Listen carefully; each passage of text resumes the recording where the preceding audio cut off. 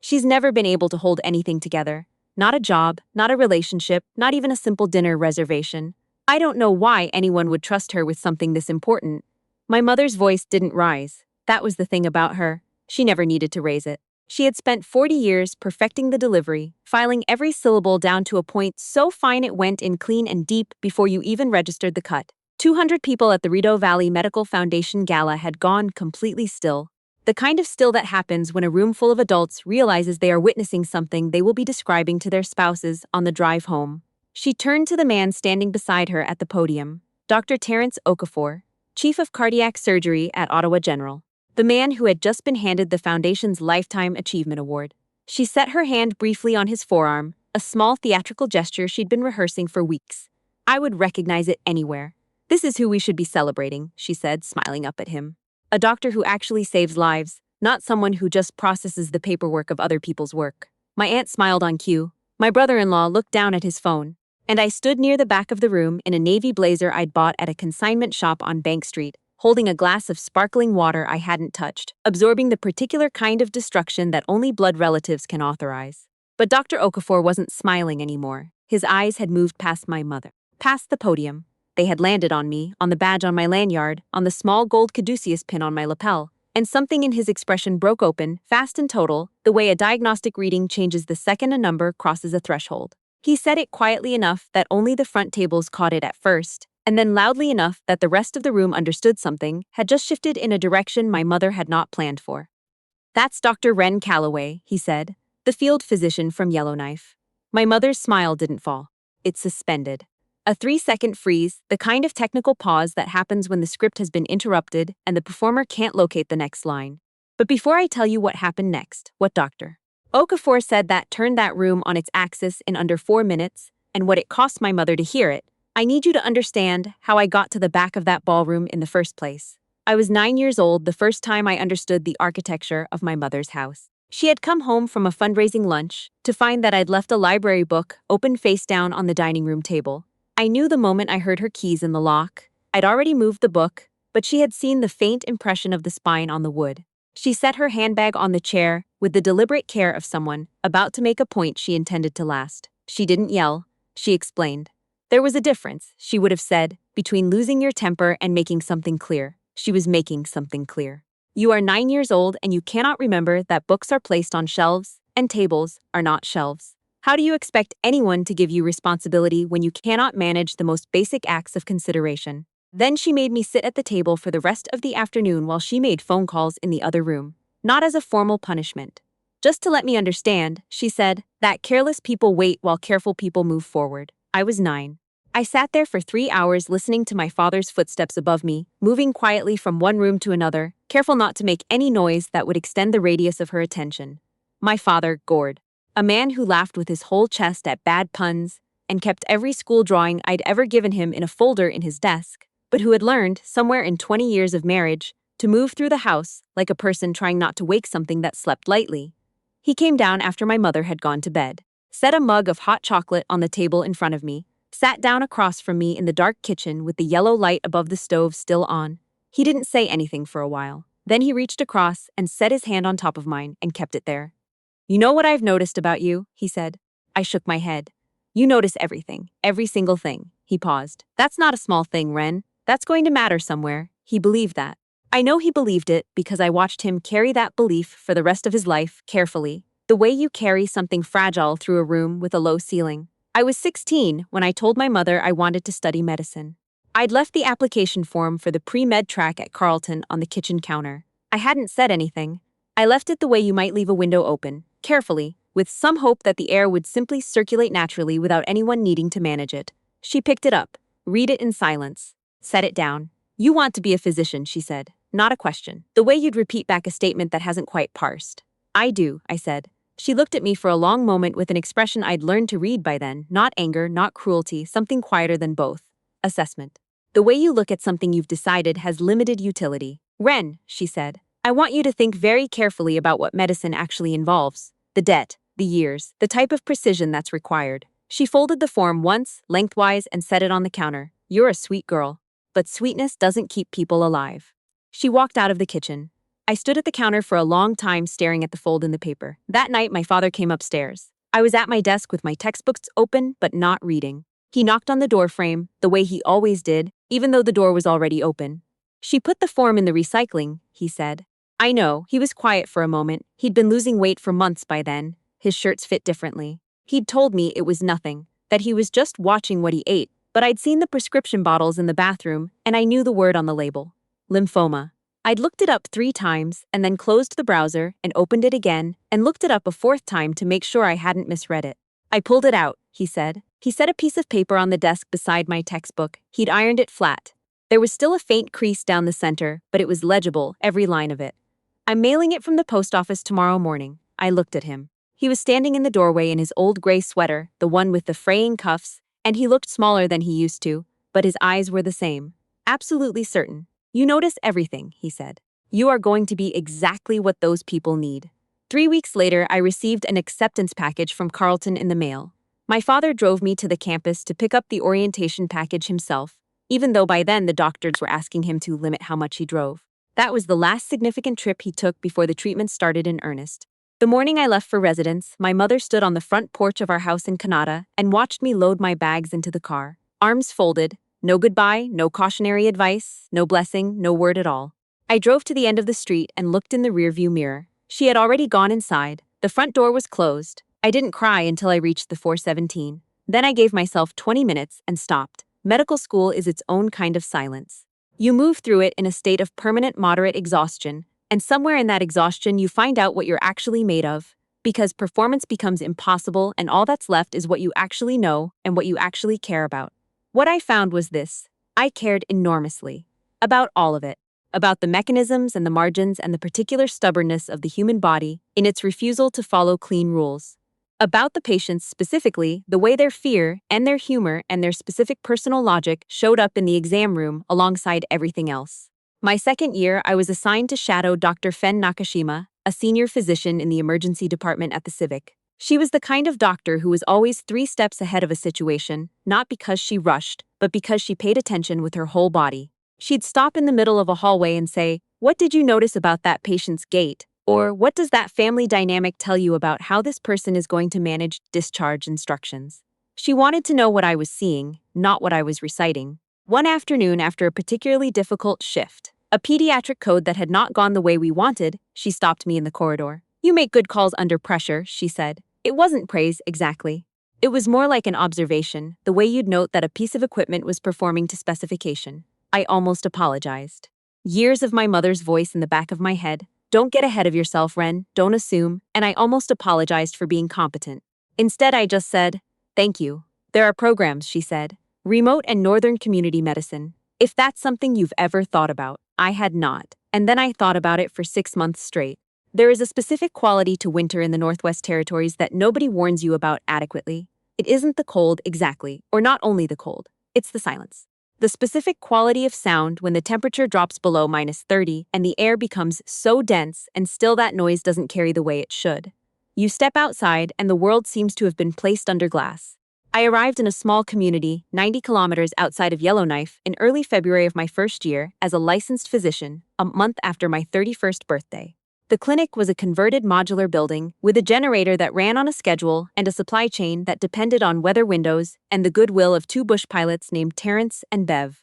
My mother called twice in the first 6 months. The first call was to tell me that my aunt had a knee replacement scheduled in Ottawa and it would have been considerate for me to be present. The second call was to ask whether I was planning to come home for Christmas. And when I said that I was on call over the holiday, the line went quiet for a moment. "I've been telling people you're working up north," she said. "They ask what kind of medicine and I never quite know what to say." "You can say family and emergency medicine," I said. "That's accurate. It sounds very remote," she said. "It is very remote," I said. She said she hoped I was being sensible. Then we said goodbye. I didn't call again after that. The work had a weight and a pace that left very little room for conversations that required me to justify the weight and the pace. 6 months in, I had a patient named Wally.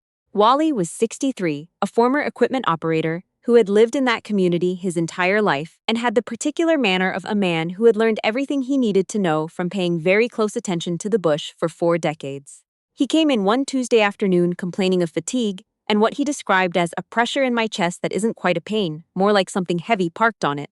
I knew before I had the ECG results. I knew from the way he was sitting, the slight forward lean, the way he was breathing with more effort than the presentation warranted. But I needed the data, so I ran it. Then I looked at the read and felt the particular focus that happens when a situation is clarified completely and all the noise drops out. Our nearest cardiac unit was in Yellowknife, 128 kilometers away. Weather that afternoon was borderline, a low-pressure system moving in from the northwest, the kind that closes the window fast. I called the medevac coordination line and spent 11 minutes on hold while a weather assessment was completed. They cleared the flight with a 45-minute window before conditions would deteriorate. I stayed on the line with the receiving team at Stanton Territorial the entire time. Described the presentation, the vitals, the progression, gave them everything they needed, so that the moment Wally's stretcher came through their door, they were already prepared. He had his stents placed that evening. The cardiologist who performed the procedure called me the following morning. "Another 40 minutes, she said, and this conversation would have been very different. You made the right call at the right time." That cardiologist was Dr. Terence Okafor. We spoke several more times over the following 3 years. Difficult cases, transport decisions, diagnostic questions at odd hours of the night when I needed someone with cardiac expertise to think through something with me.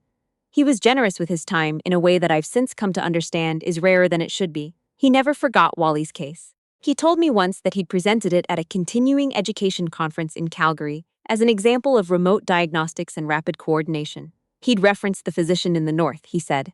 Hadn't used my name, but he described exactly what I'd done and why it had worked. I hadn't known he was going to be at the gala. I was there because my sister had bought a table and had an extra seat and had texted me on a Tuesday afternoon.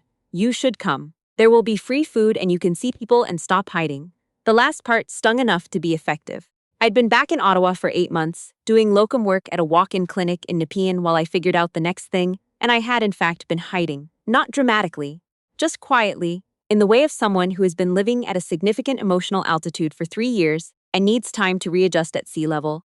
My mother was at the gala because the foundation was one of her causes. She sat on 2 of their committees. She had been on the guest list for years.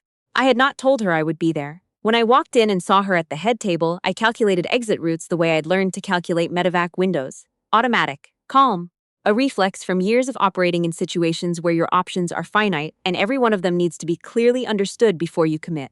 I sat near the back. I watched her work the room. She was good at it, I've never denied that. She knew every name, every affiliation, every recent piece of personal news. She moved through a crowd the way water moves around obstacles, efficiently, without friction, always arriving exactly where she intended. She saw me when she took the podium for her committee acknowledgement. I watched her eyes find me and hold for exactly 2 seconds. Long enough to register, long enough to calculate. I didn't look away. Then she introduced Dr. Okafor, and I watched the performance begin. She had imported the narrative the same way she always did. She'd chosen the venue, the timing, the man standing beside her. She hadn't approached me before the event, hadn't called, hadn't left any opening for something to develop spontaneously. This was a campaign, not a coincidence. When she said what she said about me, delivered with that perfectly calibrated softness that reads as concern to everyone who hasn't been on the receiving end of it for 3 decades, I felt the room shift the way rooms do. That collective adjustment of attention. Every head angling slightly toward me. Every expression landing somewhere between sympathy and the satisfied discomfort of people who are glad the target is someone else. I stood very still. I'd learned stillness early. It had served me well in the north, in rooms where panic was contagious and steadiness was the most useful thing a physician could offer. Then Dr. Okafor spoke, and something happened to the air in that room. He said my name with the same quiet precision he'd used when he'd called me the morning after Wally's surgery, not performing, just stating. The way a cardiologist reads a test result, clear, unambiguous, consequential. "That's Dr. Ren Calloway," he said, the field physician from Yellowknife. My mother gave a small laugh, the kind that's engineered to sound indulgent while it diminishes. "Terence, sweetheart, you don't have to be diplomatic. Ren is a walk-in clinic doctor now, and up north she was very isolated.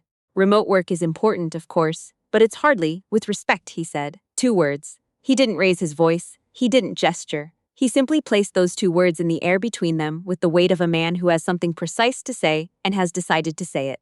The room went so quiet I could hear the ice settling in the water pitchers on the tables. He turned from the podium to face the room directly, not to address my mother, not to address me. To address the 200 people who had just been given a version of a story and who deserved, he had apparently decided, the actual version. 3 years ago, he said, I received a call from a physician at a remote clinic in the Northwest Territories. She had a 63-year-old patient presenting with nonspecific chest pressure, vitals that were trending in the wrong direction, a weather window that was closing fast, and a 45-minute gap between what she suspected and what she could confirm with the equipment she had on hand. He paused. Let that sit. She coordinated the evacuation, managed the clinical communication, and delivered that patient to my team with a handoff so thorough and precise that my team was already prepped and ready before he was off the stretcher. We placed 2 stents that evening. He looked out across the room. That man is at home in his community right now because the physician in that clinic made the right call under conditions that most of us in this room have never practiced under and will never have to. Not a sound, not a glass lifted, not a chair shifted. Dr. Wren Calloway does not process paperwork, he said. She is what happens when someone chooses to practice medicine in the places it is most needed, with the resources that are actually available, and makes it work anyway. He looked at my mother for a moment. Just a moment. I've been wanting to say that in public for 3 years, he said. I'm glad I finally have the occasion. My mother's mouth was open. This was, I understood, the first time in her adult life that she had handed a man a platform and watched him use it to take apart the story she had built on it. My brother-in-law put his phone in his jacket pocket and kept it there for the rest of the night. My aunt set down her dessert fork. From the far left of the room, a woman in her 70s, retired GP, I would later learn, 30 years of practice in rural New Brunswick, stood up. She raised her hand to her brow.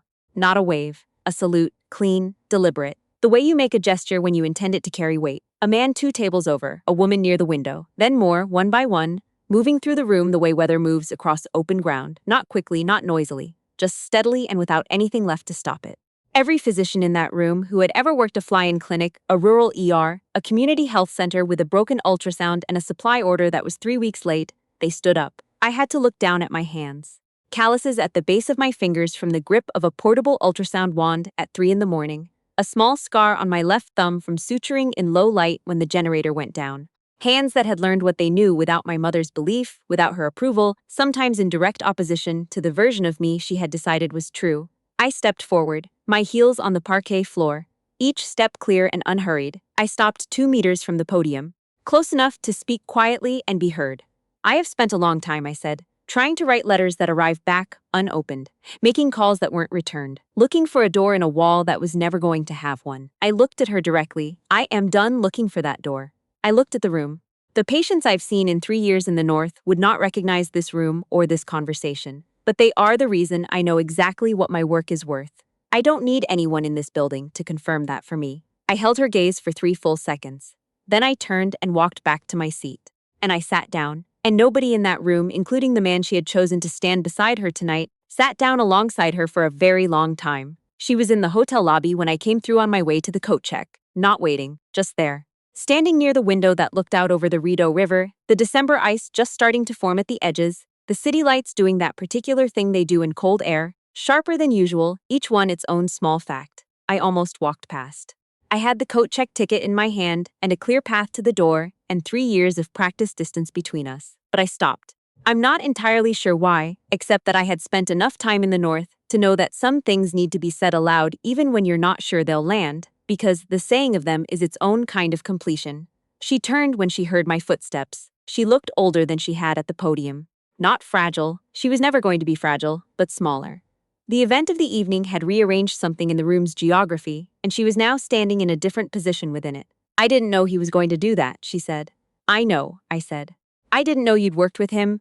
You'd stopped asking about my work, I said. Not accusatory, just accurate, around year 2. She looked at the window for a moment. The ice on the river.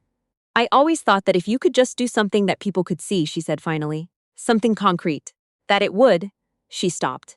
I didn't know how to be proud of something I didn't understand. I looked at her. I thought about the application form, folded lengthwise on the kitchen counter. My father's gray sweater fraying at the cuffs, the hot chocolate in the dark kitchen, the folder in his desk. That's not the same as an apology, I said, but I think you know that. She was quiet. I have spent 30 years being very good at something you decided I wasn't capable of, I said. I am not going to spend the next 30 looking for something from you that you don't know how to give. I picked up my coat from the hook near the window where I'd left it. I hope you're well. I genuinely mean that. I said goodbye and walked to the door. She said my name once quietly as I pushed it open. I heard it. I didn't stop. The following morning, I drove out to Beechwood Cemetery in the East End. It was early, the kind of early where the paths between the headstones were still clean, no footprints yet in the light dusting of overnight snow. The kind of morning my father would have liked. Cold enough to be honest, bright enough to see clearly. I'd been to visit twice since the funeral, both times rushed, both times feeling like I was interrupting something I hadn't finished. I'd gotten on planes and driven back through snowstorms and sat with him in the hospital in the last weeks and told him about the North, about the patients, about Wally's case, which I'd described to him in the ICU at the beginning of January and which had made him laugh, actually laugh, his whole chest in the old way, for the last time. I found his stone near the east wall.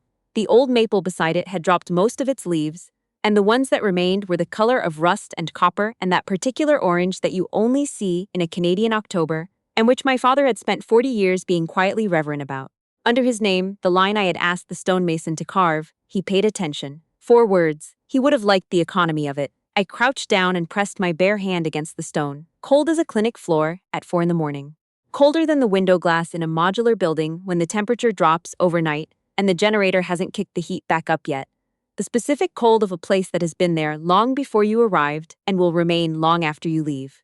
I think last night went well, I said. I think you would have had something to say about it, probably something short and a bit silly, and then something actually true. The maple shifted overhead. A few leaves came loose and settled nearby on the snow. I'd been carrying his prescription bottles in my coat pocket for years. Not on purpose at first. I'd found them when I was cleaning out his house, and I'd slipped them in and forgotten, and then remembered and kept them anyway. 2 small orange bottles, both empty, both labeled in the careful handwriting of a pharmacist in Canada, who probably still worked at the same Shoppers Drug Mart on Hazeldean Road. I took them out of my pocket, set them at the base of the stone leaned against the cold marble. I'm not carrying these anymore, I said. I don't need them to remember that you believed I could do this. I know that I can. I've known it for a while. I stayed for a few more minutes.